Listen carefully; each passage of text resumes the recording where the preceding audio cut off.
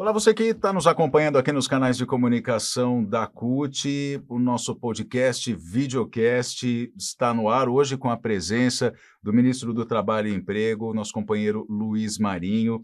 Já foi presidente da nossa Central Única dos Trabalhadores, da CUT, está aqui para bater um papo, fazer uma conversa sobre esse novo tempo que veio para o Brasil com a eleição de Lula no ano de 2022. Marinho, primeira coisa, eu queria agradecer bastante a sua presença aqui, o seu atender o nosso chamado para a gente poder conversar sobre esses primeiros dias, esses primeiros meses de governo. Seja bem-vindo aqui ao nosso podcast. Muito obrigado, André. É um prazer enorme estar aqui. Agradecer o convite. Mandar um abraço a toda a direção da CUT, em nome da Juvande, nossa vice-presidenta. Na medida que o presidente está na China, acompanhando o presidente Lula, deixo um abraço a todos os dirigentes, a todas as dirigentes. Um prazer enorme. Veja, nós estamos há 100 e alguns dias. 100 e poucos dias, né, desse governo. 100 e poucos dias agitadíssimo. Você sabe que no oitavo dia, tentativa de golpe. Dia 18, nós fizemos no Palácio, encontro das centrais, trabalhadores, vários compromissos assumidos. Vai dizer o seguinte, nós temos, primeiro, a constatação do país que encontramos, creio que o povo tem um pouco essa dimensão, do desmonte que nós encontramos, desmonte sobre todos os aspectos, a destruição das políticas públicas, da estrutura de governar. O Ministério do Trabalho, aí nem se fala, porque do trabalho, da Previdência, da Cultura, do Esporte, os Ministérios do Meio Ambiente, da Mulher, Direitos Humanos, nada funcionava. Na verdade, o Ministério do Trabalho foi fechado. Esquartelado, né? Então não tinha absolutamente nada. Se você olha em cada estado, a estrutura do ministério e desses ministérios que eu referi, mas também chega na educação, chega na saúde, chega, né, praticamente todos os ministérios estavam com algum tipo de problema de destruição de política, das estruturas, enfim. Desde o governo Dilma não houve mais nenhum concurso, nós vamos ter que providenciar no tempo, porque isso tem limitação orçamentária, limitação fiscal no primeiro ano, então é muito complicado esse processo de repactuar, reconstruir a estrutura de governar.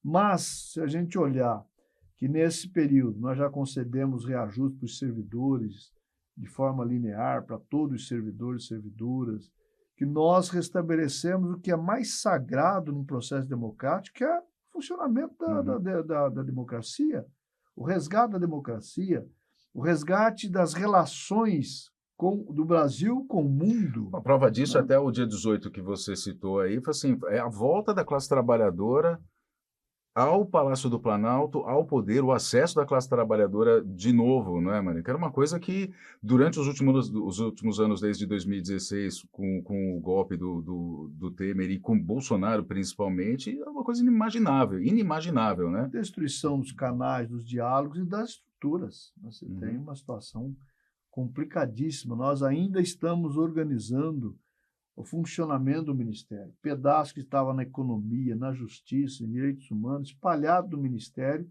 reorganizando, repactuando com a sociedade, especialmente com o movimento sindical, e também no movimento sindical, trabalhadores, empregadores, enfim, para retomar o diálogo. André, é impressionante uma certa ansiedade até da sociedade no diálogo. 7 anos de bloqueio, falta de conversa, falta de atenção, falta de cuidado, e todo mundo quer falar ao mesmo tempo. Então, todos os ministros e ministras, uma grande demanda é exatamente para conversar. Muitas vezes não tem nem demanda real concreta, o pessoal quer um papo e uma fotografia para dizer a democracia voltou. Então, a gente tem que comemorar o retorno da democracia, o retorno da naturalidade do presidente da República, o presidente Lula, ir para a Argentina, ir para o Uruguai, para a China agora, e a festa que está, aqui, da forma que nós estamos sendo recebidos em todas as partes do mundo, e a ansiedade internacional também para o papel que o Brasil deve exercer nesse processo global de diálogo, né, rompendo as fronteiras, enfim. creio que nós temos aí uma grande chance, né, de, a partir da retomada do processo democrático, voltarmos a falar de esperança. Mas é preciso deixar claro isso, Marinho, que, como você disse, essas pessoas estão ansiosas, né? Querem recuperar, inclusive, o tempo perdido de alguma maneira, essa falta de diálogo, enfim, esse tempo todo de destruição que a gente viveu e que fez muita gente sofrer, muita gente sofrer. Mas é importante dizer que a gente ainda sofre, a gente está vivendo ainda sobre os resquícios do que foi destruído, está Sim. tentando E reconstruir. o resultado dessa destruição impacta exatamente no sacrifício das pessoas mais necessitadas, de menor renda. Então bom, mas o que significou? Significou que em 2003 o Lula assumiu, o país era a 12ª economia do mundo. Uhum. Deixamos na 6ª economia do mundo. Hoje voltamos para mais de 10ª de novo. Então olha só o retrocesso que foi construído a partir do golpe contra a presidenta Dilma. O desemprego, a precarização, a retomada do trabalho escravo crescente. 100 e poucos dias, quase 1.200 pessoas resgatadas. Então, isso tudo é resultado desse ódio, da antipolítica, da pregação do ódio, das fake news, exercido de forma inapropriada pelas redes sociais. As redes sociais é um mecanismo interessante se vier pregar a verdade, a solidariedade, o acolhimento, o carinho, o amor, a geração de oportunidades, não a violência nas escolas, a violência contra nossas mestras e mestres, contra as nossas crianças, a perseguição da nossa juventude negra nas periferias, da comunidade LGBTQIA+, enfim, essa destruição moral. Então, há uma doença hoje na sociedade que nós precisamos chamar a atenção de todos e todas, que precisamos atuar de novo para, a partir do diálogo, do conceito dos territórios de paz, do conceito de retomada do diálogo, da contratação coletiva, dos acordos coletivos, do papel que as centrais e os sindicatos devam exercer na sociedade, retomando seu processo de protagonismo, fortalecendo as entidades sindicais e não a destruição como foi feito no governo Temer e Bolsonaro. Hoje, os sindicatos sofrem muito pela perseguição exercida nesse período. E a perseguição foi escrachada na perseguição ao presidente Lula, ao prendê-lo para não poder ser candidato a presidente, porque tinha que romper com o governo que vinha traçando um projeto de distribuição de renda, portanto, de soberania, porque eles desejavam voltar a governar de novo, governar o país pela minoria, pela elite, que explora, que especula e que não estava aceitando a lógica de que é preciso que o Brasil cresça e desenvolva, mas trazendo todo o povo brasileiro. Queria todo o desenvolvimento ser capitalizado pela minoria.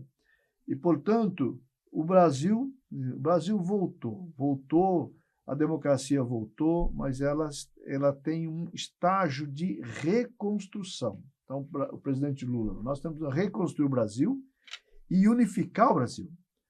Nós precisamos deixar para trás a desesperança, o ódio, a raiva, essa lógica de que o fato de você pensar diferente de mim já é motivo para sofrer uma agressão na rua, na praça pública, nas calçadas, né? O fato de você pensar, você fazer uma reflexão numa sala de aula, já vem um garoto envenenado por essa política do ódio, do armamento, sei lá o que ele está ouvindo em casa, com uma faca na mochila para agredir a professora ou agredir o colega porque pensa diferente dele. Nós vamos resgatar o papel da solidariedade, do diálogo, do aceitar as diferenças e, a partir das diferenças, construir entendimento. Como é que surge um acordo numa mesa de negociação, se não enfrentar as diferenças? O empresário que pensa de um jeito, o trabalhador que pensa de outro, mas ali constrói um entendimento para surgir um acordo coletivo, uma negociação coletiva. O contraditório, inclusive, nunca deve significar nenhum tipo de violência, né, Marinho? Perfeitamente. Já pensou, vai ter jogo de futebol, o time que ganha, o time que perde quer bater no time que ganha? por exemplo, tá certo? Esse é o fim da picada. Assim, nós precisamos fazer da vida, do diálogo, a solução dos nossos problemas, enfrentar as diferenças, né, de forma democrática, aceitar que elas muitas vezes são naturais e devem ser encaradas com naturalidade para a construção. A partir dali, construir um novo patamar, um novo entendimento, enfim. E aí o papel das redes sociais dentro do que a gente está conversando aqui, a gente percebe que, principalmente quando a gente fala em oposição, aceitar que perdeu e que perdeu por uma ideologia ou uma ideia diferente, para que as redes sociais, a gente tem que conscientizar realmente o povo brasileiro para que use as redes sociais de forma consciente, responsável, para que não use, né, esse importante mecanismo para fazer um tipo de oposição, como foi feito no dia 8 de janeiro, né, que as redes sociais foram usadas para fazer um enfrentamento, assim, perdemos, agora o que a gente vai fazer? Faz que nem o exemplo que você cita do time, vamos para a guerra, né, vamos tirar no tapetão, na facada, como está acontecendo, né, nas escolas. É importante que acho que acima de qualquer debate sobre disputa ideológica, é preciso que as pessoas tenham consciência daquilo que a gente está dizendo, que a violência não vai levar a lugar nenhum, e que a gente precisa realmente aceitar as diferenças, né, A Marinho? solução não é a violência, mas é o acolhimento, a solidariedade, né, o diálogo, aceitar as diferenças e, a partir das diferenças, construir entendimento, construir relacionamento saudável. Agora, o governo que terminou, ele não admite e não admitia a possibilidade de perder as eleições, porque ele trabalhou para apropriar-se das estruturas de Estado, dos bancos públicos, do Exército, da Marinha, da Aeronáutica, e ele achou que tinha comprado as eleições. Ele torrou 300 bilhões no processo eleitoral. Então, jamais passar pela cabeça dele perder as eleições. Eu falei, eu comprei a eleição. Eu paguei, como é que eu vou perder? Não vou perder. E aí ele criava um ambiente de guerra para desacreditar qualquer possibilidade que levasse à sua derrota. Portanto, a urna eletrônica era adversária, o Tribunal Superior Eleitoral era adversário, o Supremo Tribunal Federal era adversário, os partidos políticos de esquerda eram adversário, a sociedade, as mulheres, o povo negro, o povo quilombola, a comunidade LGBTQIA+, a Amazônia, O mundo o está meio contra ambiente, mim, o só, povo né, eles indígena, estavam falando. era tudo adversário, tinha que ser destruído. Não é aquele adversário político, não. É assim, é inimigo e eu vou destruir, vou passar por cima. A destruição com o povo Yanomamis, a destruição com o Amazonas, enfim, é um processo doentio de uma mente perversa que queria, na verdade, construir um processo de relação ditatorial.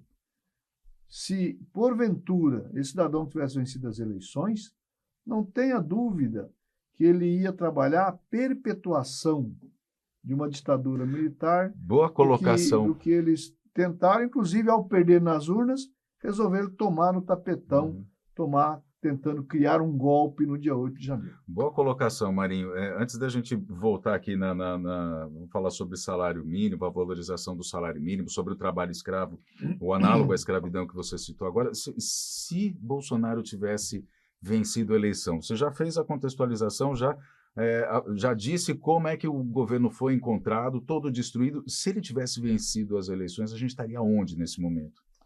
Olha, seguramente nós estaríamos discutindo os trabalhadores continuar resistindo para evitar a privatização do Banco do Brasil, da Caixa, do BNDES, a destruição do SUS, destruição das políticas públicas, iam aprofundar.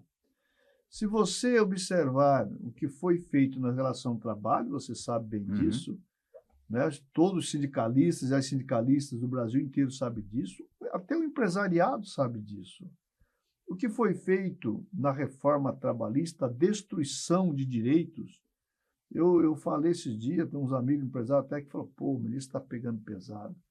Eu disse, a terceirização, do jeito que foi feito, ela é prima irmã do trabalho escravo. Porque foi liberar, liberou geral, faz o que quiser. Ou seja, não era novidade para ninguém que ele queria destruir os sindicatos, que ele queria destruir o Ministério Público do Trabalho, que ele queria destruir a Justiça do Trabalho. É só pegar as declarações, só pegar as manifestações, não é? E muita gente que se diz também que não é radical, que não é não sei o que tal, mas vive falando contra o modelo brasileiro de organização sindical e a Justiça do Trabalho. Só no Brasil tem, seja jabuticaba, não sei o quê, tem que fechar a Justiça do Trabalho. É só olhar. Então, nós observamos um processo cruel contra a organização dos trabalhadores e trabalhadoras, contra a organização sindical. E ao enfraquecer os sindicatos, nós estamos vendo o que resultou. Resultou num trabalho altamente precarizado, um trabalho muito prejudicial sob o ponto de vista da massa salarial. Nós tivemos uma queda brutal da massa salarial. O fato de interromper um processo de crescimento do salário mínimo reduziu a massa salarial e o poder de compra. Né? Se a política do salário mínimo tivesse mantida, por exemplo, hoje o salário mínimo estaria R$ 1.391. Está R$ 1.302 e nós vamos valorizar ainda esse ano esse valor. Mas veja só o tamanho do prejuízo da classe trabalhadora. E aí falar,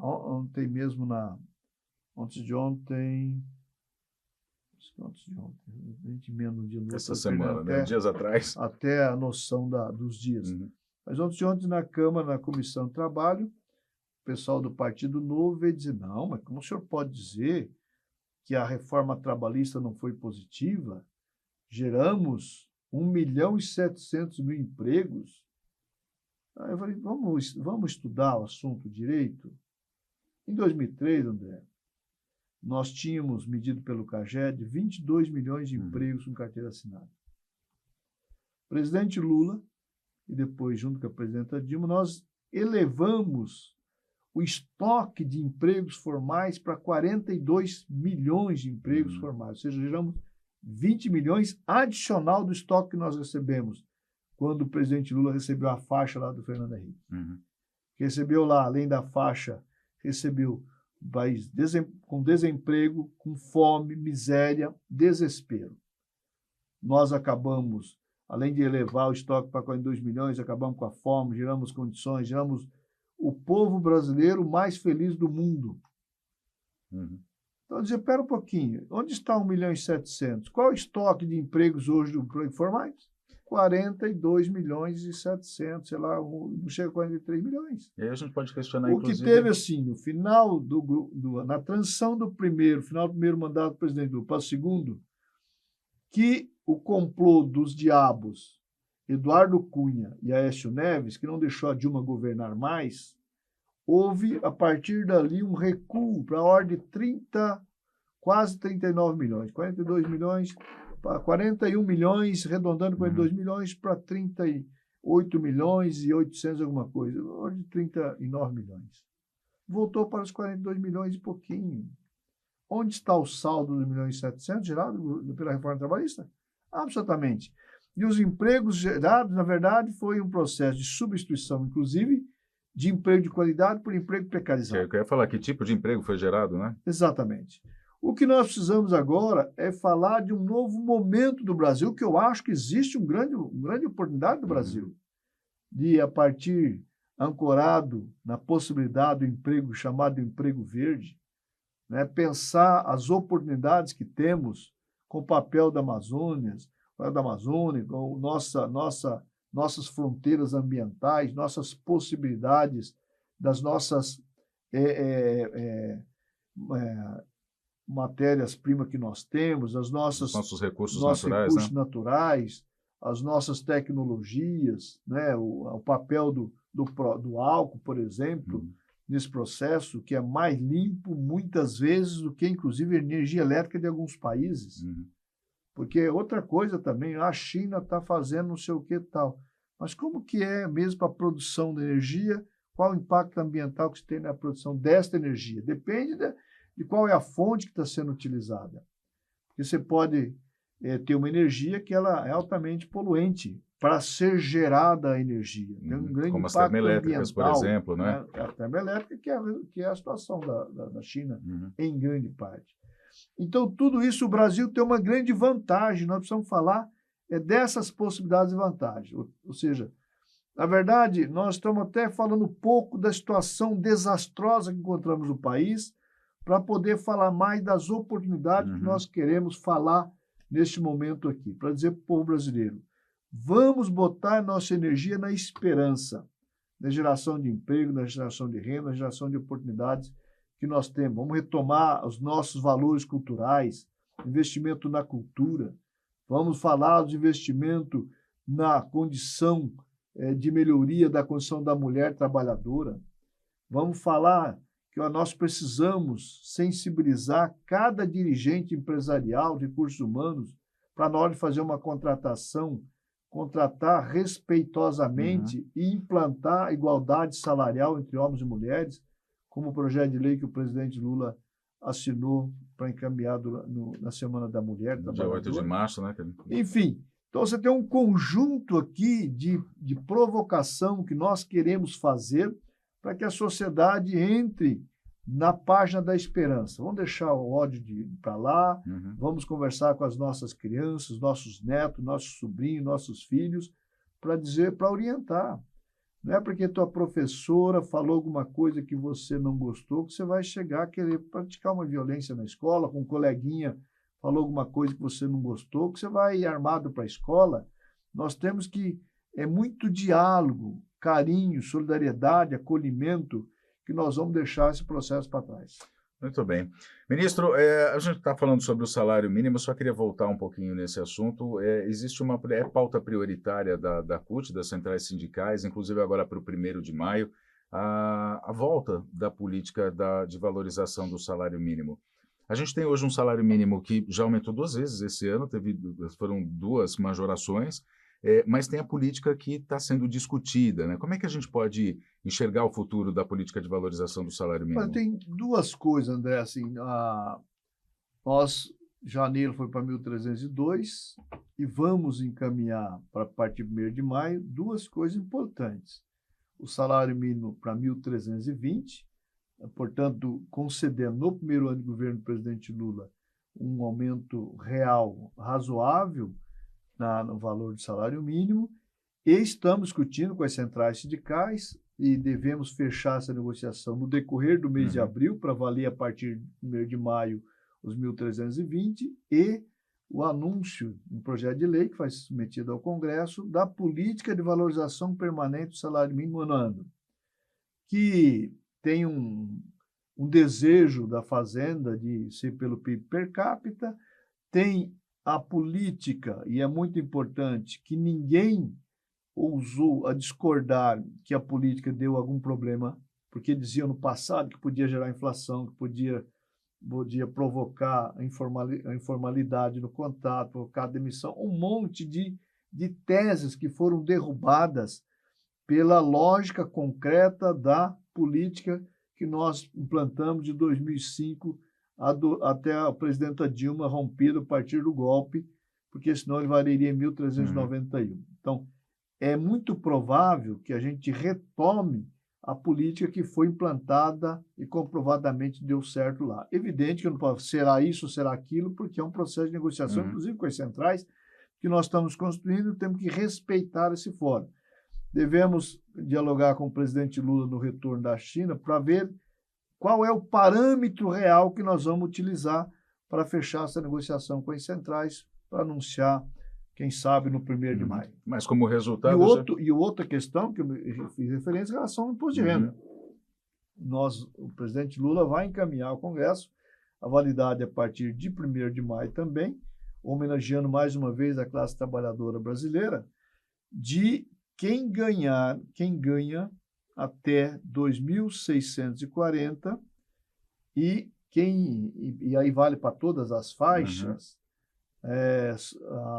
não terá 1 centavo de retenção do imposto de renda até 2.640. Ganha até 2.640, quem não paga ganha a imposto de partir renda. daí é que vai ter a retenção lá na folha de pagamento. Ou seja, Escalonada. muita gente terá aumento real de salário, de poder de compra também a partir o nominal está lá, não vai, pode não mudar, mas vai mudar o que ele vai levar para casa a partir de não ter retenção do imposto de renda a partir de maio. Então, isso também é muito importante.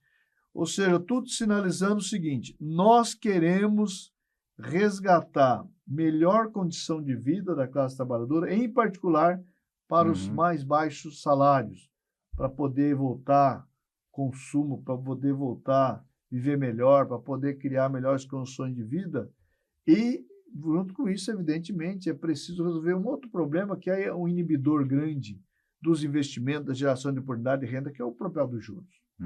Aí o Banco Central precisa, de uma vez por todas, aceitar que as regras dos indicadores, os indicadores todos, criou-se condições para iniciar um processo de redução gradativa dos juros. O juro brasileiro é o mais alto do mundo, não justifica, né? Porque diziam, vai ter repique da inflação. Não houve repique da inflação. O dólar baixou. Enfim, tem todas as condições para o Banco Central dizer, inicia um processo de redução de juros para facilitar o reaquecimento do investimento, do crescimento da economia, da geração de oportunidade, e na outra ponta, criar melhores condições de renda do povo para poder a economia voar. Questão dos juros, assim, a gente sabe que não cola mais o discurso da taxa de juros para conter a inflação. Enfim, aqui na CUT mesmo a gente já produziu uma série de reportagens, enfim, já conversou com especialistas, economistas que desmontaram essa tese, né, de que se controla a inflação por meio de juros. Agora, é um caminho que está teoricamente fácil, lá né, atrás, Mari? nós discutimos o papel do salário mínimo e dizia o seguinte: eu, como presidente da CUT, dizia na mesa, antes de virar ministro e implantar a política, mas eu dizia para a turma do Palocci e para os empresários: é um equívoco você falar de controlar a inflação pela restrição de crédito e pelos juros altos somente. Essa é uma ferramenta? É uma ferramenta. É um jeito? É um jeito. Mas o melhor jeito é fazer uma pactuação de previsibilidade com os atores políticos, sociais e econômicos, ou seja, com os empresários, com prefeitos, com governadores. É o seguinte: olha, nós vamos ter uma previsibilidade do ganho real da base salarial, do piso salarial nacional, que induz a um processo de crescimento, que é o salário mínimo. Vai ter, portanto, uma política de valorização. Portanto, você, empresário, planeje a tua produção sabendo que haverá crescimento do poder de compra dos salários. Haverá um crescimento da massa salarial, portanto, haverá aumento de consumo de bens duráveis, e não somente de alimentação, mas de alimentação também. Então, planeja mais produção. Porque não há, a gente fala assim, vamos precarizar o custo do trabalho que vai gerar emprego. Mentira! O empresário só contrata mais alguém se o produto dele vender mais. E vai vender mais se a classe trabalhadora tiver aumento da sua massa salarial, se mais gente estiver podendo comprar mais. Se está comprando mais, você está vendendo mais, você vai produzir mais, consequentemente, você vai contratar mais. Então, a previsibilidade que vai haver crescimento da massa salarial é que induz as empresas a planejar aumento da sua produção. Então, esse pacto é importante. Então, os meios de comunicação, quando ajuda a dizer, vai haver aumento do salário mínimo, ele está dizendo para o empresário que, às vezes, tem o produto que é a depender do que tipo de produto, ele sabe que automaticamente ele vai vender mais, portanto, ele precisa contratar mais gente e aumentar o ritmo da linha de produção. Ou seja, a política de valorização do salário mínimo é também uma geradora de empregos, né? A gente pode dizer isso, né, Maria? Essa foi a fórmula que transformou o Brasil lá em 2002, a partir de 2013, quando o Lula assumiu, que é justamente essa roda simples, essa fórmula simples. Você produz mais, você contrata mais, as pessoas consomem mais e assim a economia gira, você está sempre gerando emprego, né? Exatamente. Mas precisa controlar a inflação. Claro que precisa controlar a inflação, porque a inflação ela corrói o poder de compra mais rápido de quem ganha menos. Uhum. Então, ninguém é contra controlar a inflação. Agora, eu sou contra controlar a inflação só a partir do arroxo, Uhum. da restrição, do aumento de juros, para reduzir demanda. Nós temos é que aumentar a oferta. Portanto, é chamar a atenção do empresariado. Programa a tua produção olhando os indicadores que está dizendo nós vamos iniciar um processo de ganho, de aumento da massa salarial. Uhum. Então, desde a mudança da regra da tabela de imposto de renda para a política do salário mínimo, estamos garantindo, olha, vai ter gente com capacidade de mais consumo que nós temos hoje, a partir de maio. Então, programe-se para isso. Esse é um jeito mais eficiente e mais inteligente de combater a inflação. A gente está falando aqui sobre economia, sobre política, enfim, sobre vários assuntos, né? A conversa está muito boa aqui com o ministro Luiz Marinho. Vamos falar sobre relações de trabalho, ministro? Principalmente depois da pandemia, a gente viu a explosão do chamado home office, as pessoas trabalhando por aplicativos, enfim, novas formas de relações de trabalho mesmo. Qual é o futuro do trabalho? Como é que a gente pode vislumbrar esse horizonte aí? Como é que vai ser daqui para frente? Olha, isso assim, esperemos novas revoluções, evidentemente, mas é preciso cuidar bem do hoje. E do hoje está um tanto quanto complicado, né? E nós precisamos trabalhar muito rapidamente no processo para regulamentar atividades econômicas que está escravizando trabalhadores lá na ponta. Você pega, por exemplo, os aplicativos, eles não gostam que eu falo dessa forma, mas é o meu sentimento, que eu não posso aceitar que um trabalhador, para levar 3.500, 3.800, 4.000 reais para casa, ele tem que trabalhar 16, 18 horas por dia. Que foi uma plataforma na mesma. Não, tem gente lá que ganha até 3.800, 3.900 reais. É um bom salário. É um bom salário. Mas eu perguntei, com que jornada? 16 horas por dia. Eu falei, isso é quase trabalho escravo. E tinha um médico na mesa parlamentar, eu perguntei, doutor, me fale como profissional da medicina e não como deputado. Quanto tempo esse cidadão aguentará trabalhar 16 horas por dia num trânsito maluco? Falou, será pouco tempo. Ele vai ficar doente. É isso que nós queremos? Que a gente escravize um ser humano, um trabalhador, que para sustentar a sua família tem que trabalhar 16, 18 horas por dia, que nós não sabemos se ele aguentará 1, 2, 3 anos, e ele vai ficar doente? Nós estamos condenando-o a ficar doente? O pior de tudo é quando essas pessoas ficam doentes ou tem qualquer problema, por exemplo, que seja até quebrou a moto ali, ele não tem proteção social nenhuma, né? Por isso que eu chamo de escravizar esse cidadão. Ele se sujeitou a trabalhar 6 horas porque ele precisa dar um conforto para sua família. Ele não está fazendo isso por prazer. O trabalho dá prazer.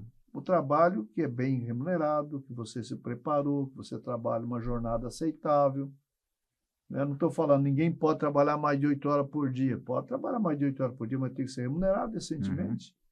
Então, o debate sobre regular o trabalho em plataforma, os aplicativos, nós precisamos fazer sobre alguns aspectos. Primeiro, regulação econômica. Qual é a atividade econômica de quem contrata por aplicativo? É intermediação, não é intermediação? Dá relação do trabalho, dá vínculo, não dá vínculo? Ou do jeito que eles falam, não tem vínculo. Não tem vínculo. Como não tem vínculo? Ah, não, é empreendedor. Mas empreendedor de quê? Um cidadão que é contratado para dirigir uma moto ou um carro, qual é o empreendimento dele? Não é empreendedor. Ele tem uma relação de trabalho. Ele pode não querer estar enquadrado no regime CLT. Pode até não querer. Ele fala, não, quero ser enquadrado como autônomo. Pode ser. Ele pode ter esse direito. E como autônomo, ele pode fazer a contribuição social, para ter a previdência social. Agora, a atividade econômica também tem que ser regulada. Porque não dá para eu ter uma empresa que diz que é do sistema financeiro, uma que diz que é empresa de tecnologia, outra que diz que é de intermediação, outra que diz que é de locação, de logística. Qual é a atividade econômica? Tem que ser uma só. Então, começa aí o processo de enquadramento. Segundo, tem que valorizar o trabalho. Tem que valorizar o trabalho. Eu não posso querer que alguém, do conforto da sua sala, do seu sofá, num dia de chuva, de vendaval, num aplicativo, digita lá e pede, faz uma encomenda, o cidadão ganha R$6 para entregar. E dos R$6, quanto que a plataforma fica? As corridas mais gordas, tem plataforma que chega a confiscar 60% do valor da corrida. Como é que valoriza o trabalho? Qual a condição de negociação que nós temos que criar para essa categoria negociar com o seu patrão? Quem é o seu patrão? O algoritmo? Tem rosto? Qual é o representante dessa plataforma? Precisa saber com quem, né? Qual a jornada possível para não ter uma jornada excedente, para colocar em risco, eventualmente, quem transporta passageiros, por exemplo, para não colocar em risco, como já aconteceu acidentes quase fatais, e o próprio trabalhador. E ao acontecer um acidente com o seu meio de produção, que é o seu veículo, sua moto, como reconstituir para que ele não fique desamparado? A Previdência. Está tudo certo, a Previdência, o SUS, tudo certo e tal. Quem banca? As plataformas não se responsabilizam? Evidente que tudo isso nós estamos tratando no grupo de trabalho. É preciso dizer, André, para não ser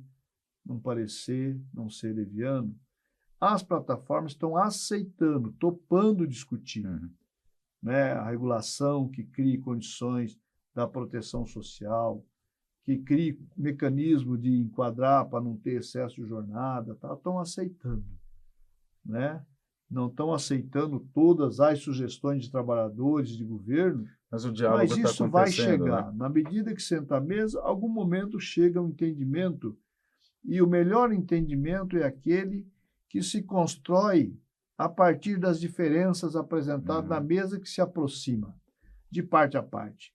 Esse é um entendimento que eu creio que vai dar trabalho, ele é complexo, mas vai chegar para a gente poder oferecer ao parlamento. Os senadores, deputados, deputadas estão muito ansiosos também com isso, e natural, é obrigação do parlamento pensar também as regulações, e o que nós chegarmos será submetido ao Congresso, que é a autoridade final para dizer qual é a legislação. Quem faz leis não é o governo e não deve ser o judiciário. Quem faz leis é o Congresso. O que o judiciário pode e que o executivo deve também é coordenar essa negociação para oferecer alternativa de possibilidade onde o Congresso possa, a partir das correções que enxergar necessário, poder fazer. Muito bem. Ministro, a gente está falando aqui sobre o trabalho desses profissionais, enfim, comparando a escravidão, a exploração exacerbada, e aí eu volto um pouco no que a gente disse no começo dessa conversa, no que você estava dizendo, inclusive, do resgate de trabalhadores, foram mais de 1.200 nesses primeiros 100 dias, é uma explosão de casos, né? E é importante que a gente deixe claro que isso só aconteceu porque voltou a fiscalização, porque os poderes, enfim, as autoridades estão ali vendo o que está acontecendo, indo atrás, autuando, porque antes parecia que não estava acontecendo isso. Como é que a gente pode enxergar essa situação? Por que tanto caso de exploração desse jeito da vida humana? Primeiro, eu queria registrar assim, o nosso reconhecimento dos nossos profissionais, dos nossos auditores, trabalhadores do Ministério do Trabalho e Emprego, que resistiram bravamente contra o desmonte. Mesmo assim, eles conseguiram produzir uma redução brutal da fiscalização do trabalho escravo. Então, teve ano que não chegou a 1.000. O ano passado, 22, nessa resistência, eles libertaram 2.575, se eu não me engano, pessoas do ano passado. Agora, esse ano, para você ter uma ideia, nós já libertamos quase 1.200 pessoas, né? Início de abril, quase 1.200 pessoas.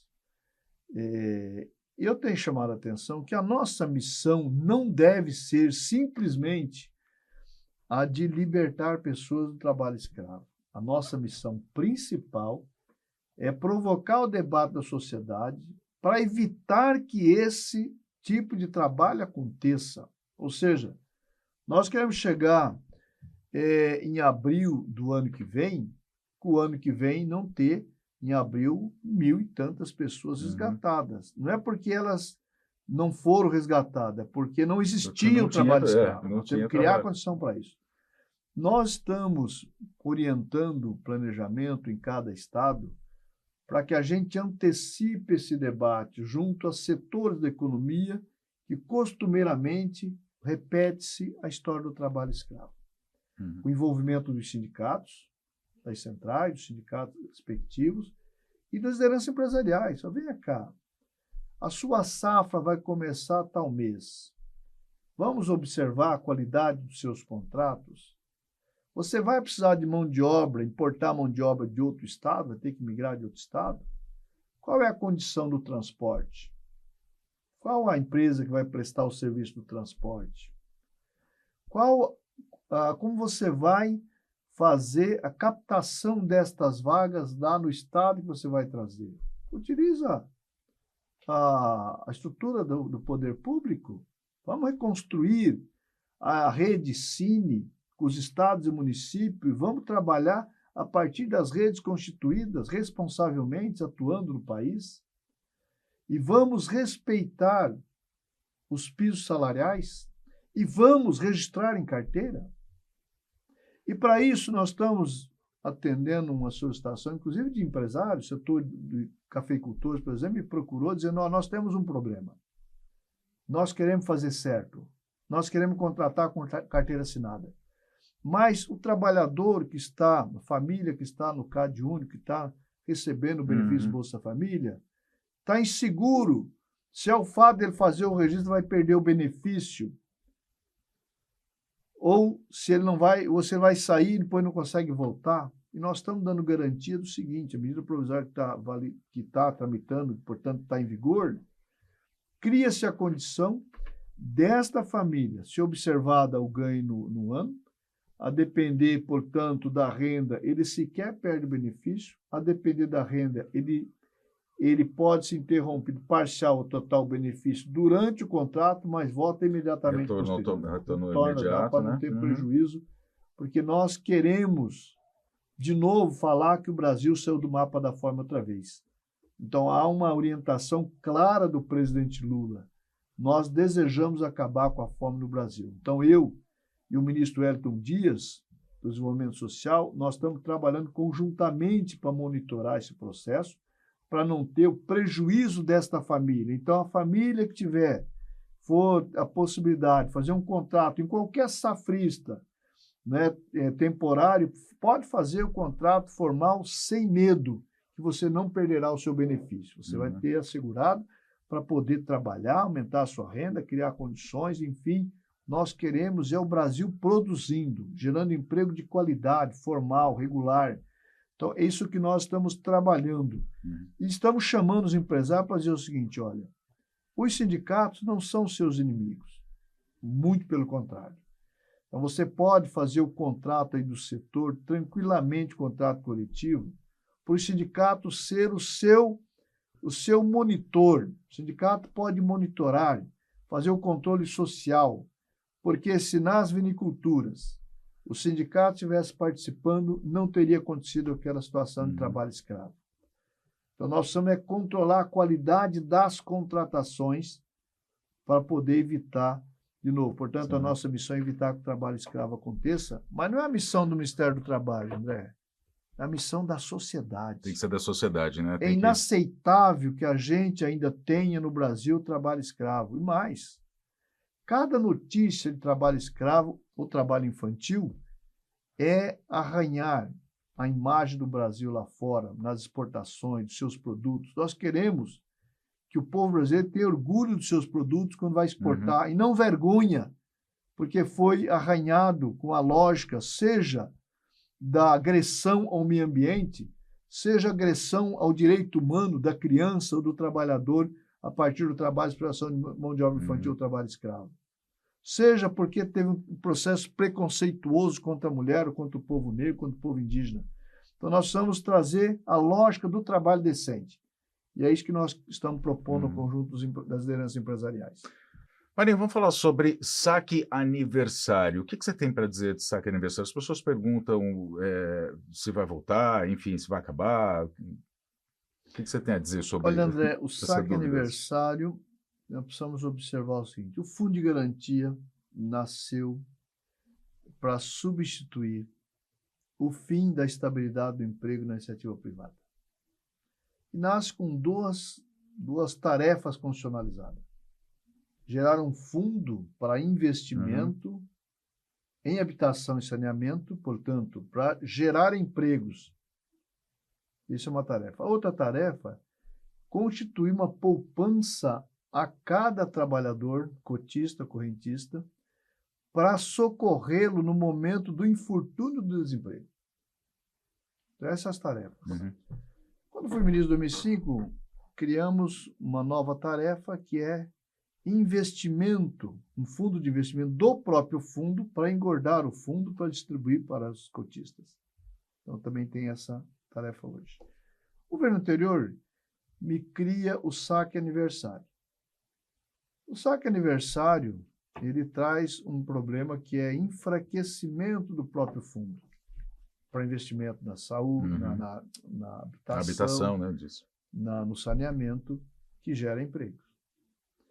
O outro grande problema, grave, mais grave, o saque aniversário em si não é um grande problema que você pode eventualmente administrar.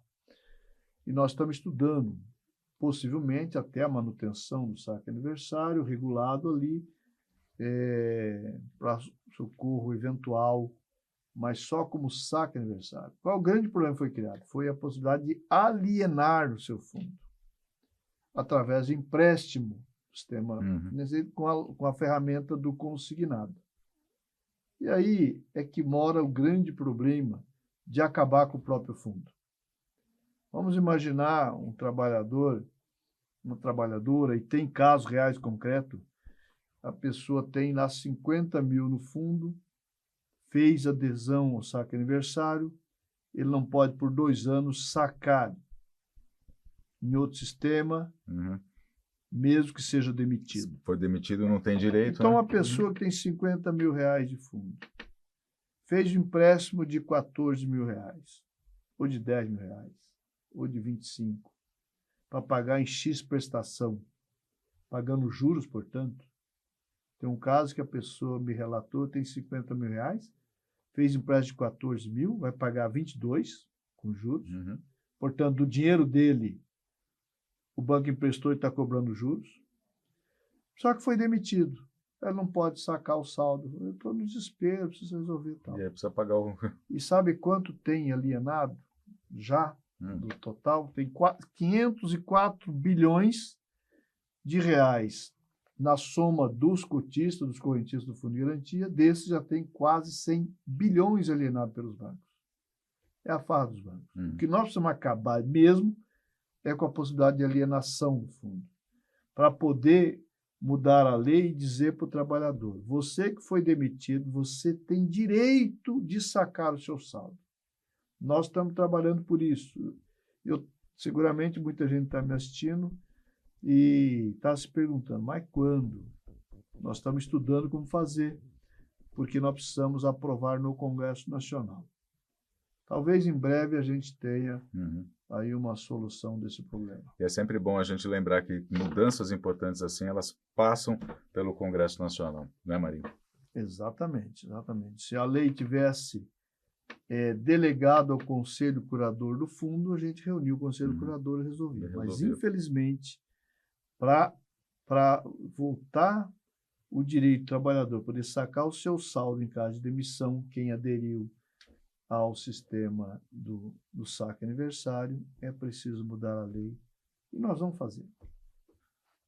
Agora, a gente está falando aqui sobre a participação dos sindicatos, enfim, né, em todas essas questões. O Luiz Marinho foi presidente da CUT, né, e eu queria resgatar um pouco dessa história. A CUT vai fazer 40 anos agora. Vamos puxar pela memória. Como é que era a CUT naquela época? Como é que você enxerga o movimento sindical hoje, Marinho? Olha, a CUT é uma história de sucesso, um case de sucesso no Brasil. 40 anos não se faz todo dia, então queria comentar a todos os dirigentes, as dirigentes do Brasil inteiro, dos sindicatos, de todas as categorias, de todos os segmentos econômicos, e dizer que é uma honra ter sido presidente da CUT. Eu não sequer cumpri o mandato inteiro, porque o presidente Lula me convocou para assumir o Ministério do Trabalho, e achamos no momento que era importante, inclusive para a CUT, para o movimento sindical, que assumisse o ministério lá em julho de 2005, portanto, eu fiquei 2 anos de presidente da CUT, pude fazer coisas importantes na CUT, como no setor de comunicação, tinha lá 2 programas de televisão, me lembro, tinha na Bandeirante, na Rede TV, que era um verdadeiro sucesso de público, assim como os trabalhos de acordos coletivos que nós implementamos, o conjunto das políticas com as mulheres, com o povo rural, enfim, urbano. Criamos, no bojo desse debate, a ferramenta dos empréstimos consignados, que naquele momento foi um negócio espetacular para tirar os trabalhadores das garras dos agiotas. O que nós precisamos agora é monitorar para não ficar dependente das garras da quase agiotagem do sistema financeiro. Então, isso tem que ser bem monitorado e debatido para que essa ferramenta não se perca no tempo e seja uma ferramenta de liberdade do trabalhador e não de escravização do trabalhador no sistema financeiro, enfim. Mas foi coisas fantásticas, né? Viajar ao Brasil, conhecer as várias experiências de todas as categorias, um negócio fantástico. Observar a evolução, se você olha, por exemplo, no campo, o que era a relação dos trabalhadores da cana, por exemplo, que é hoje, que mudou e mudou muito, a evolução das relações de trabalho, os contratos coletivos, ver os bancários em consolidar o contrato nacional, isso tudo foi coisa muito prazerosa. A convenção coletiva, né, dos bancários, que é referência para... Exatamente, que é uma grande referência, enfim, a luta dos petroleiros, a luta dos metalúrgicos, da construção civil, dos químicos, do professorado, dos servidores públicos, né? Então, tudo isso é motivo de muita alegria. E o momento, o desafio da CUT hoje, em todo o movimento sindical, é resgatar o papel e o poder, não é o poder, tem muita gente quando fala poder, pode, que de poder que está falando? O poder de representação, da representatividade, a condição econômica dos sindicatos, liderar suas categorias, propiciar suas mobilizações. Não fala, mas um ministro falando que o sindicato tem que ter poder de mobilização? Sim, tem que ter poder de mobilização. Até na relação com o governo, com os nossos governos, porque os elos, os setores da sociedade estão disputando caminhos, pressionando para onde vai a economia, para onde não vai. O sindicato tem que ter condições também de fazer para equilibrar essa disputa e essa pressão aos nossos governos.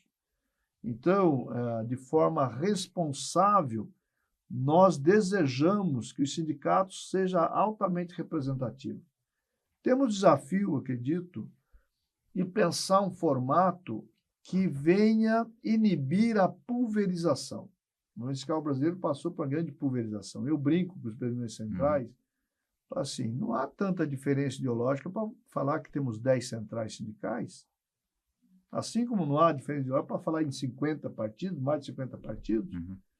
E os partidos encontraram um caminho que está levando naturalmente a um processo de redução da quantidade de partidos, a fusão de partidos, a incorporação de partidos, federações. Das federações. Isso o movimento sindical também tem que acontecer. Nós também temos que assistir um processo que os alemães perseguiram com maestria, sem grande confusão, mas vai criando, né, as fusões de categorias preponderantes.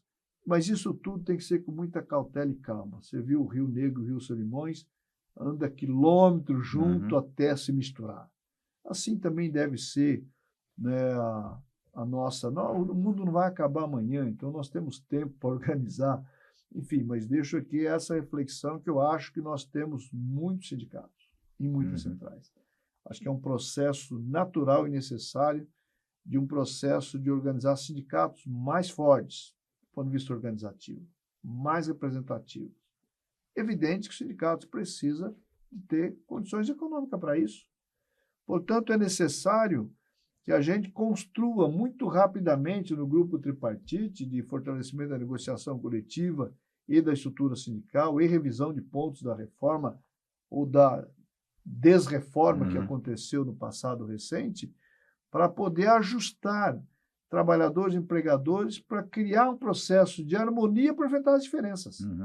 As diferenças são naturais do capital de trabalho, mas ela tem que ser encarada também com naturalidade. É isso que eu penso aí do momento da CUT para o movimento sindical do Brasil nesse momento. A gente caminha, inclusive, nesse momento, para um debate, uma discussão sobre que envolve, inclusive, o fortalecimento da negociação coletiva, né, que é tão necessária para a classe trabalhadora poder garantir minimamente seus direitos, enfim, para poder ter poder de realmente negociar, né, Marinho? Perfeitamente. Acho que a representatividade é importantíssima para um bom ambiente saudável de negociação entre as partes. 1º de maio, Dia do Trabalhador. As pessoas costumam dizer que é o Dia do Trabalho, mas é o Dia Internacional do Trabalhador. A gente está aí às vésperas do 1º de maio de 2023.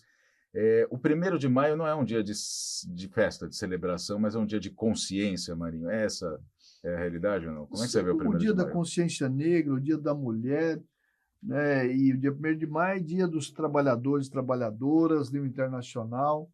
É dia de luta, é dia de celebração das conquistas, mas é dia de renovar as esperanças de novas lutas e novas conquistas. Então, eu vejo que o 1º de maio é esse dia, portanto, de reflexão. Se querem comemorar, sempre tem motivo de comemorar, evidentemente.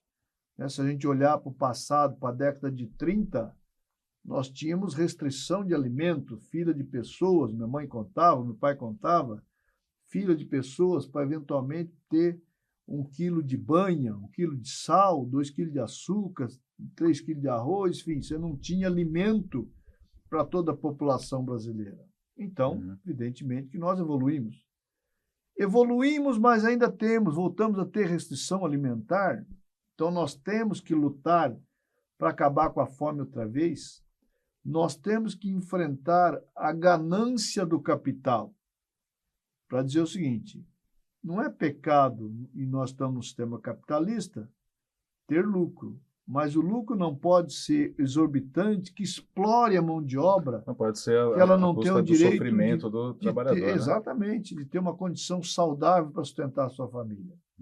Então, o pressuposto de uma atividade econômica é que ela propicie que seus trabalhadores trabalhem numa condição saudável, respeitosa, sem preconceito, sem assédio moral, sem assédio sexual, sem trabalho escravo, sem trabalho degradante, que trabalhe o conceito de trabalho decente e que, acima de tudo, a família tem direito ao lazer, à cultura, às férias. Portanto, nós precisamos falar de um outro patamar. É preciso voltar a falar de jornada de trabalho, talvez.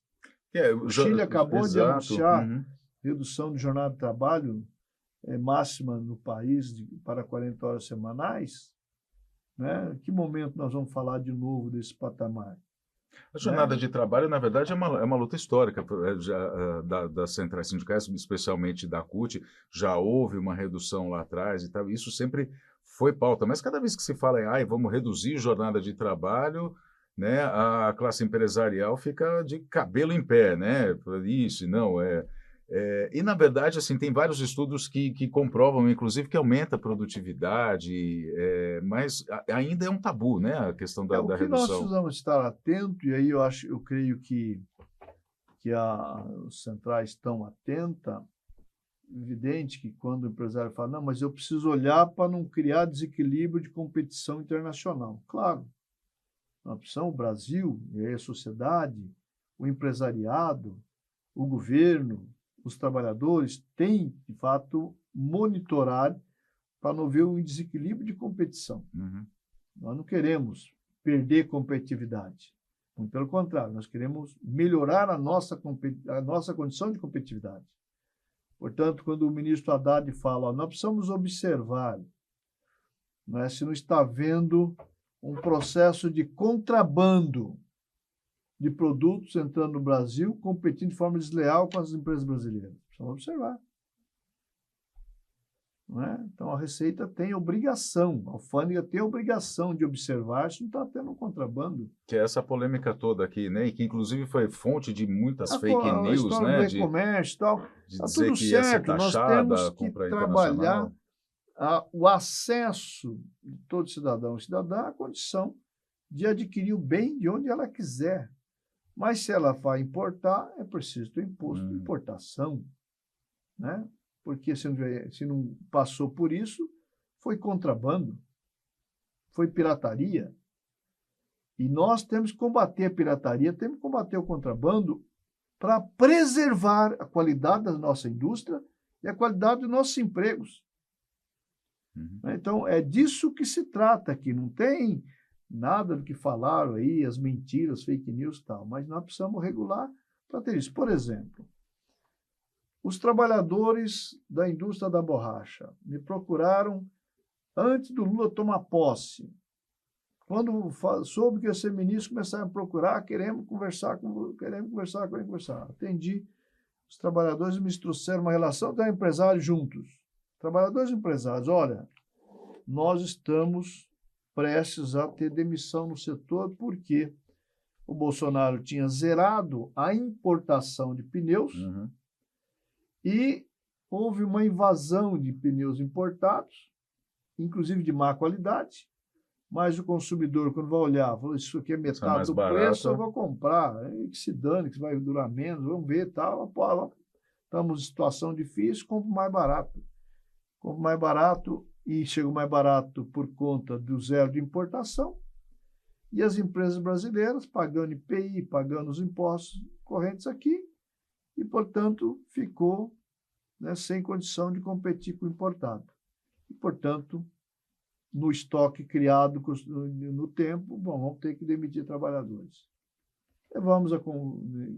Coloquei para o Ministério afim, que é o vice-presidente geral do Alckmin, que está presidente de exercício, na ausência do presidente que está na China.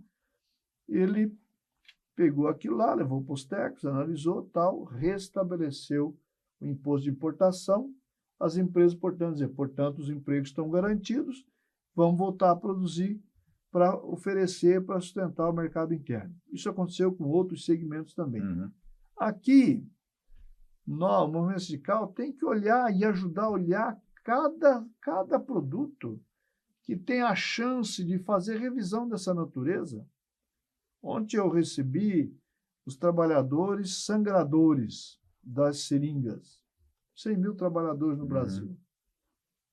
Se não tiver um entendimento de governo e organizar isso, eu vou organizar esse mesmo trabalho que eu fiz, vou organizar com os setores afins, vai começar o pessoal querer arrancar a seringa, tal, desativar, porque a zero de importação na borracha sintética está levando a um processo desse setor ir ficando para trás na competição desleal a nível internacional. Nós precisamos criar condição de defesa do nosso produto, defesa dos nossos trabalhadores e trabalhadoras, defesa da indústria brasileira.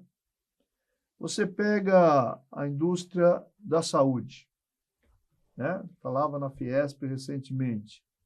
Nós precisamos criar condições na reindustrialização que nós estamos falando. O que é a reindustrialização? O que nós estamos falando? Estamos falando de mais indústrias produzindo no Brasil. E as indústrias que já produzem, aumentar a sua capacidade de produção para contratar mais gente em emprego de qualidade. Qual é o segmento que oferece melhor emprego de qualidade? A indústria. Então, um prefeito, quando vai comprar um equipamento para UBS, para UPA, para UTI móvel, para o hospital, se ele comprar um produto importado, ainda hoje, ele não paga nada de imposto.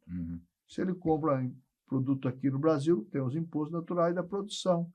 Então, nós precisamos regular isso para que mais empresas produzam no Brasil. Inclusive, trazer empresas internacionais que venham produzir aqui. Quer vender no Brasil? Venha produzir no Brasil. Então, essa é um pouco a lógica que nós temos que olhar nesse momento aqui para desafiar, né, o mundo empresarial, para dizer assim, produza mais, gere mais emprego. Porque ao produzir mais, gerar mais emprego, gera mais riqueza. E vamos acabar com o desemprego hoje, que é grande no país. E com a fome também, né, Marinho? E, consequentemente, acabar com a fome. Por falar em emprego, André, nós temos um produto, e hoje é um produto de prateleira no Ministério do Trabalho e Emprego, que eu quero deixar aqui no ar para provocar os dirigentes da CUT, das outras centrais, do sindicato, de empresários que estejam nos ouvindo, nos assistindo, que é sobre qualificação profissional. Nós temos uma parceria com a Microsoft para formar 5,5 milhões até 26. Possibilidade de 34 cursos, desde o beabá, da informática, digital, até o sofisticado. Ah, mas eu tenho que fazer os 34? Não, você não precisa fazer os 34.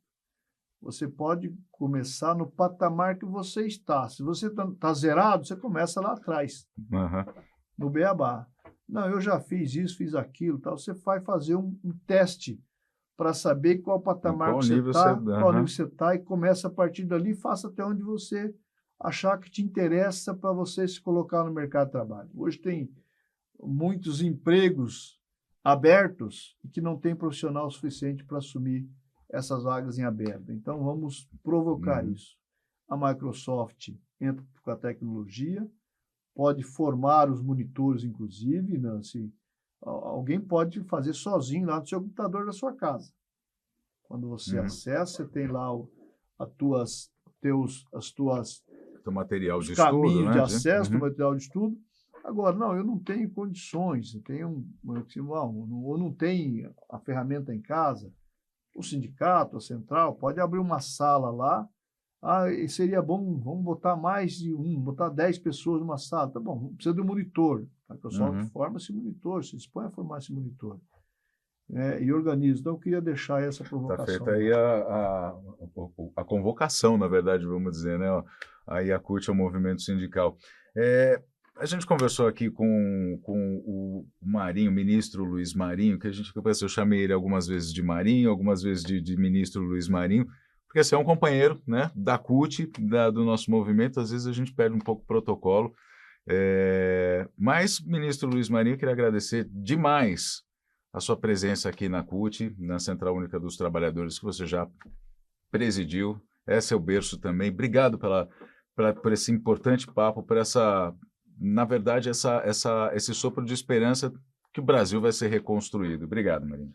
Eu que agradeço. Nós somos resultado da nossa luta. Eu digo assim, que eu sou filho da nossa luta. A minha grande escola foi lá, trabalhador da Volkswagen, cipeiro, dirigente da CUT regional, dirigente da CUT estadual, dirigente da CUT nacional, do sindicato, enfim. Então, essa é a nossa escola. Nós somos resultado disso. Portanto, é um prazer enorme, André. Deixa o meu abraço aí a toda a direção, dizer que no que eu puder, tiver ao meu alcance, à disposição. Ministro do Trabalho e Emprego, Luiz Marinho, falando aqui para o nosso videocast e podcast também. Obrigado a você que nos acompanhou até aqui também. Até a próxima.